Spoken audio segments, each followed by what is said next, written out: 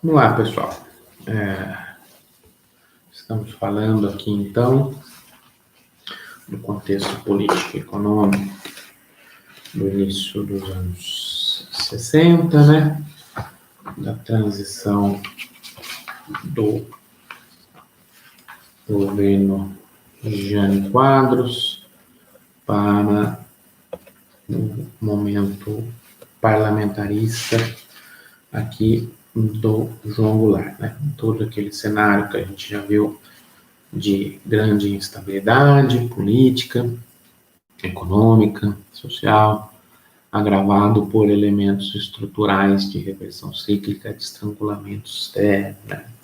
A solução encontrada para o parlamentarismo, na verdade, o barrar a posse legítima do João Goulart, né, leva à política econômica, uma estratégia de desenvolvimento, a um certo compasso de espera nesse momento de vigência do parlamentarismo, entre lá setembro de 61 até janeiro de 63, né, quando o presidencialismo tem uma vitória esmagadora no plebiscito, né, certo?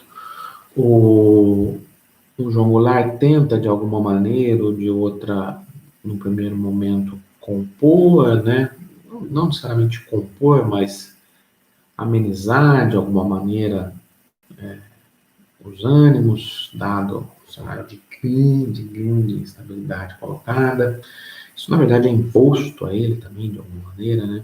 Primeiro, o gabinete parlamentarista tem como primeiro-ministro Tancredo Neves, né? Então, do PSD, já havia sido ministro do Vargas também, ali no Vargas II, né?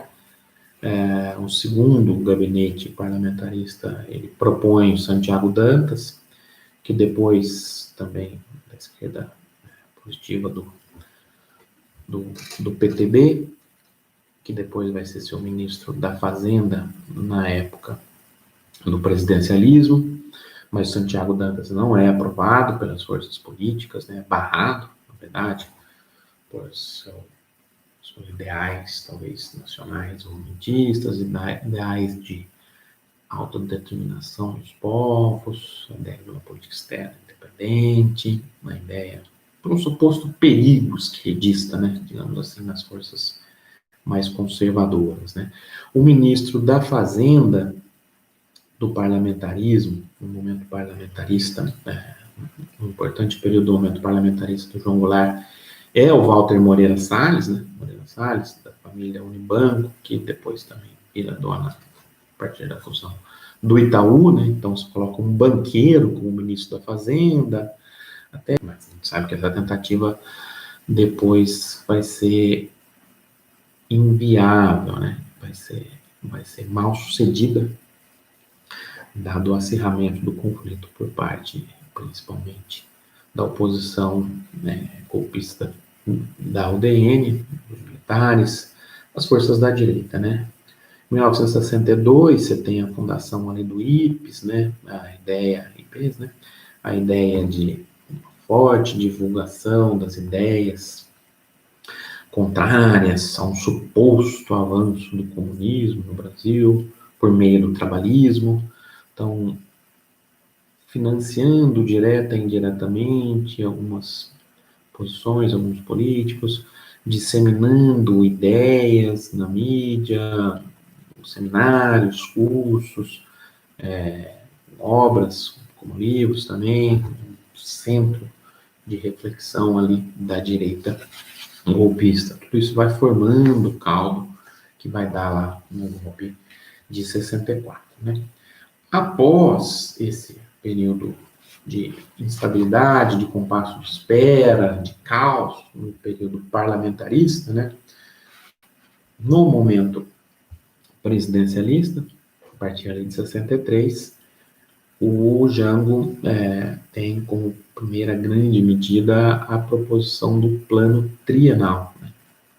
O plano trienal elaborado ali no final de 62, elaborado pelo Celso Furtado, pelo Santiago Dantas também, Celso Furtado vai ser o primeiro ministro do planejamento da história do Brasil, ali já em meados de 62 até o golpe, né?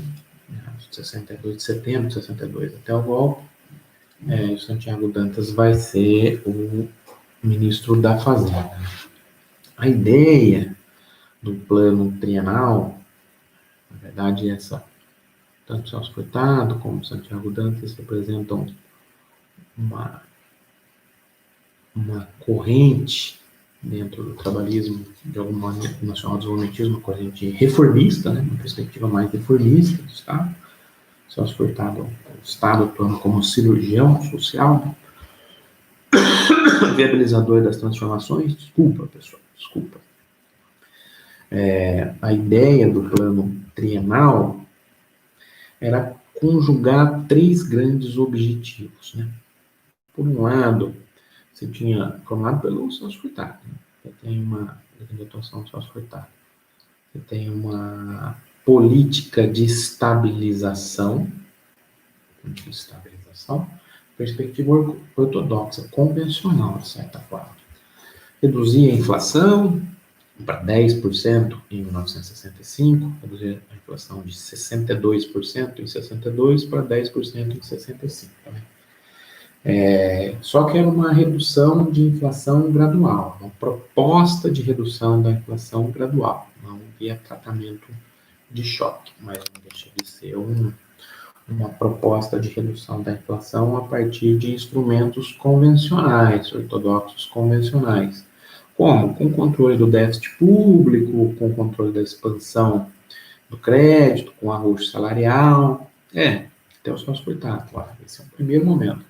De certa forma, essas medidas são utilizadas de alguma maneira para, entendendo o seu contexto político-econômico da época, para buscar-se um apoio externo para contornar aquela que é, na leitura do Furtado, o principal elemento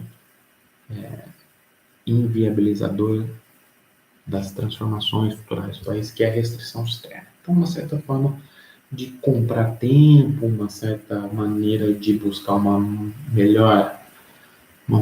boa vontade nos organismos multilaterais e refinanciar e reescalonar a dívida externa para contornar limitações do estrangulamento estrutural e avançar estruturalmente nas reformas e na transformação, porque isso sim solucionaria os problemas conjunturais, como inflação, déficit público, né?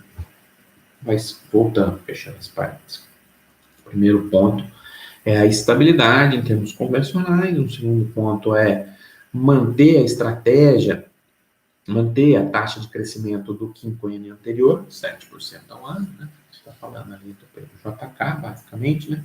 Como elevando o investimento público.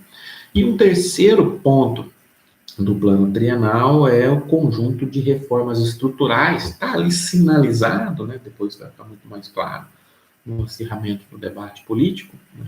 Pré-golpe, são as reformas de base, né? A ideia é uma reforma agrária para incluir, lembrar que 70% da população brasileira vive no setor rural, até então, para avançar no desenvolvimento, é óbvio, e também com impactos, desdobramentos positivos importantes no que diz respeito a problemas conjunturais, como na leitura do Celso Furtado, estagnação e inflação. Então, a reforma agrária é central para essas transformações estruturais, garantir o crescimento da taxa de salário no mesmo patamar da produtividade e tal, e outras reformas que a gente discute daqui a pouco, né? Reforma avançar na alfabetização, por meio do método Paulo Freire, reduzir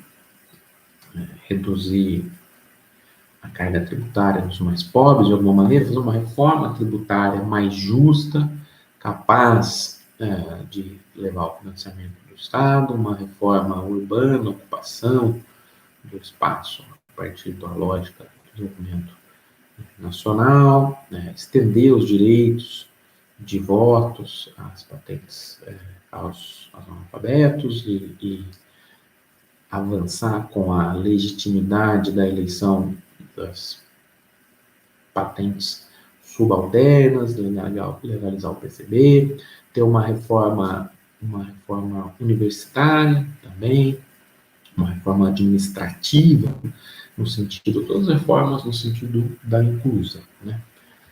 Depois a gente volta com um pouco mais de detalhes, né? E também tutelar o capital internacional, isso vai ser muito, muito, muito importante.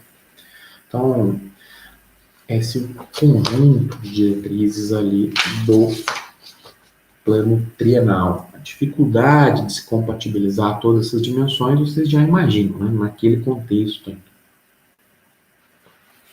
No curto prazo, então, a lógica redução progressiva da inflação e do desequilíbrio externo, mas sempre condicionado à continuidade da estratégia de desenvolvimento, e no longo prazo, manutenção do crescimento do quinquênio anterior, né? A tese é de que, olha, sem contornar o estrangulamento externo, é impossível conseguir a estabilidade. Isso está muito claro, né? Muito claro na perspectiva do Celso Furtado. Então, essas medidas de estabilização seriam, de alguma maneira ou de outra, um instrumento para sinalização dos Estados Unidos, tá? Para viabilizar esse contornar do estrangulamento externo. As medidas de combate à inflação, como a gente já falou, seguiam o reciclário convencional, né, com a diferença que não propunham um tratamento de choque, né, redução do déficit do tesouro, da expansão monetária, da expansão creditícia, né, contenção dos gastos públicos, com funcionalismo também, fim dos subsídios ao consumo, redução dos subsídios ao consumo. Para o setor externo, a lógica vai ser o seguinte, olha, é necessário, de alguma maneira, conseguir-se um reescalonamento urgente da dívida externa, a fim de se evitar o estrangulamento externo, se evitar o estrangulamento da capacidade de importar, para se manter o processo de distribuição de importações. A gente já discutiu bastante isso em outros vídeos, né? A ideia estrutural do que traria os limites conjunturais nos anos 60. Né? Tudo isso passa pela continuidade da substituição de importações, e na leitura do Furtado é fundamental que o estrangulamento externo seja contornado para que o processo de crescimento, de transformação estrutural continue, e aí sim resolva paralelamente esses outros desequilíbrios inflacionários, fiscais, etc. Né? Também há uma certa medida no setor externo, no plano trienal, uma ideia de se incentivar o avanço das exportações, né? Isso não está muito bem discriminado, né?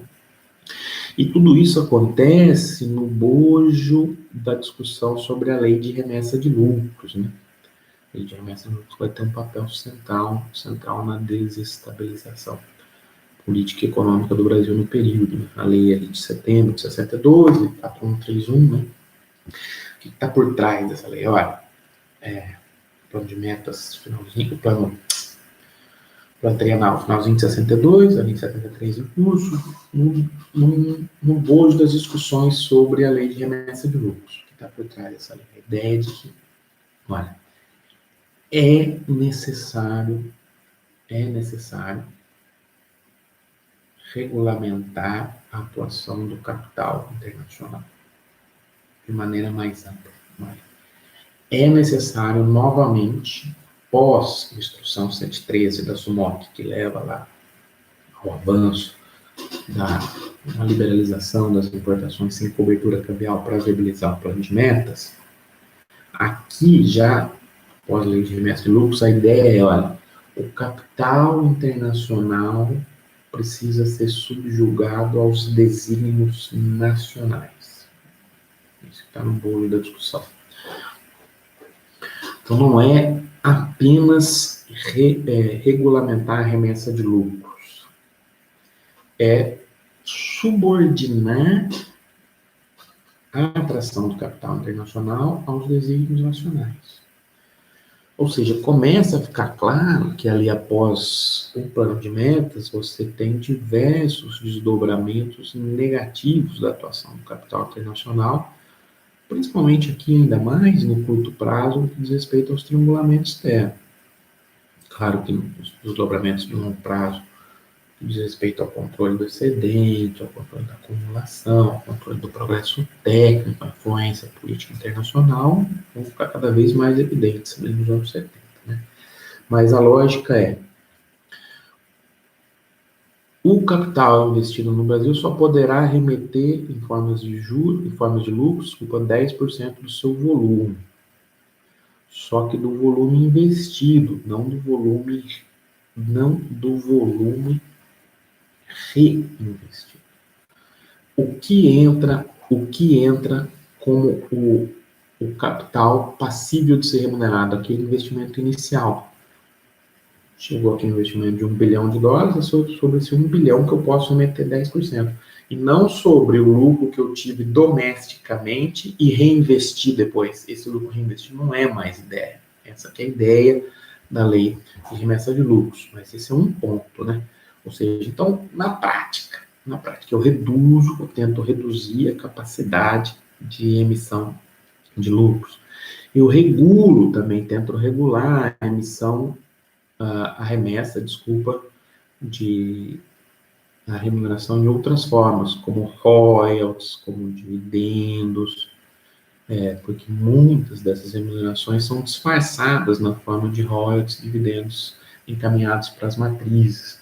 Eu tento regulamentar os preços de transferência também. Olha, as multinacionais também remetem recursos manipulando preços, porque elas compram das suas matrizes. Posso comprar mais caro, muito mais caro que o preço de mercado.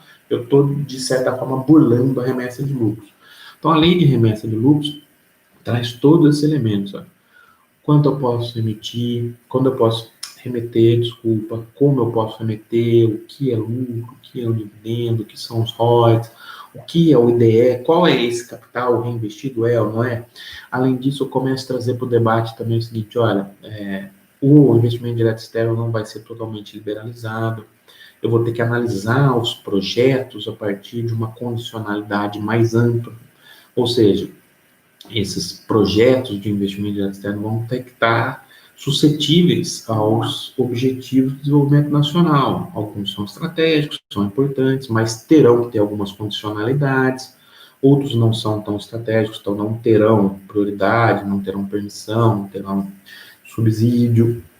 Então, essa é a lógica. Você vai tentando, de toda maneira, amarrar o capital internacional aos desígnios nacionais. Né? Sabe que a reação a isso vai ser muito forte. E está na base lá, do golpe de 64 também. Né? Então, todas as medidas no sentido de contornar o estrangulamento externo estão nesse bojo.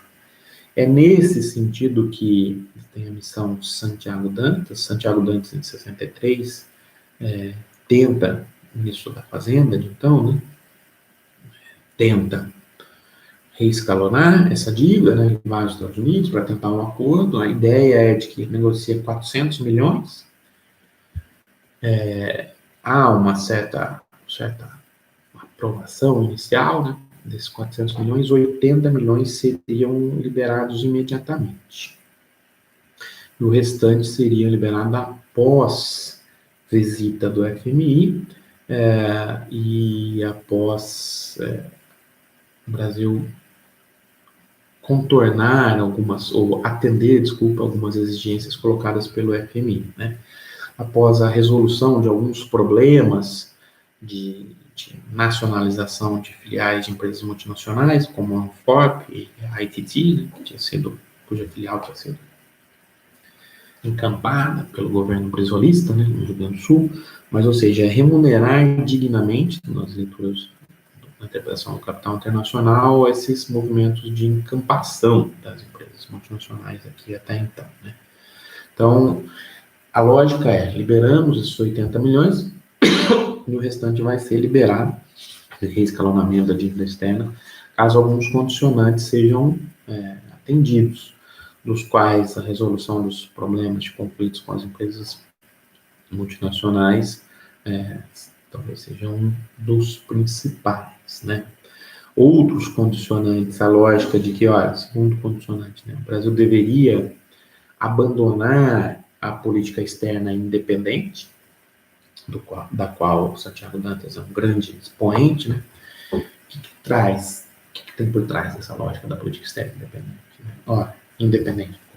O Brasil não seria necessariamente alinhado automaticamente e incondicionalmente a quaisquer um dos blocos, no contexto da Guerra Fria. A ideia de que apoiaríamos a autodeterminação dos povos, o seu direito à busca pelo desenvolvimento, a ideia de que o Brasil teria relações com todos esses blocos, buscando o seu interesse nacional. Isso parte um pouco da constatação de que a nossa relação comercial, talvez com países menos desenvolvidos, tem uma qualidade maior na pauta da exportação do que a relação comercial com países mais desenvolvidos, para os quais somos fornecedores de commodities. Isso vale até hoje, imagina naquele momento, né?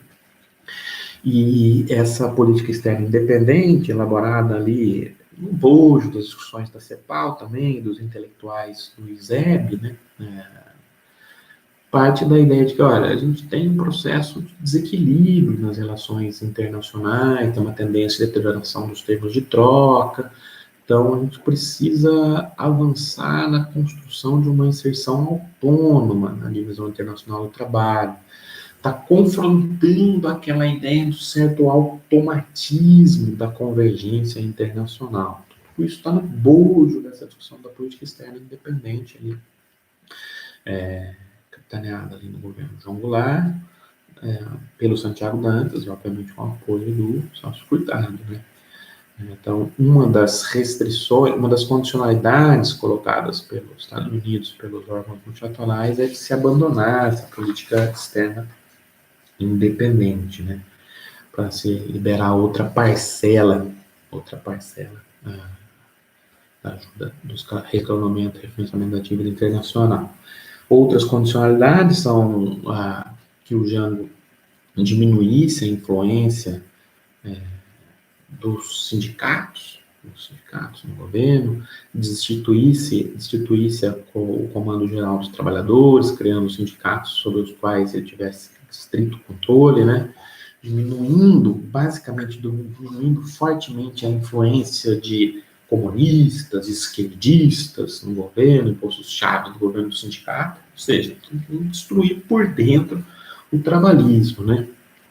E também levar a uma desvalorização cambial e o fim de quaisquer controles aos fluxos de câmbio. Ou seja, né, as condicionalidades impostas pelos Estados Unidos e pela FMI são essencialmente antagônicas à lógica do modelo de desenvolvimento nacional desenvolvimentista e à proposta de desenvolvimento ali encampada pelo Goulart, meados dos anos começo dos anos 60, né? Obviamente é difícil complementar todas essas metas, implementar. O Jango começa a sofrer pressões de todos os lados, o arroxo ortodoxo num cenário de desaceleração cíclica, como a gente já discutiu, piora a condição, vai ser um fracasso. Ele começa a sofrer pressões dos trabalhadores, uma crise de estabilização ali, né? Já no segundo semestre de 63, né? O governo já começa a afrouxar as medidas, ele sofre pressões dos trabalhadores, da sua base trabalhista, devido ao arroxo salarial, sofre pressões também da esquerda, no sentido mais amplo de, olha, está havendo uma capitulação a Washington, sofre pressão dos empresários, porque tem uma redução do crédito nesse momento, e além disso não consegue, de alguma maneira, cumprir com as exigências colocadas pelo FMI. Ou seja, pressões de toda forma que levariam a um fracasso dessa renegociação internacional do estrangulamento externo, e como, na prática, isso na leitura do Furtado era um elemento central para viabilizar outros avanços do plano trienal, você já em meados de 63, o plano começa a fasear.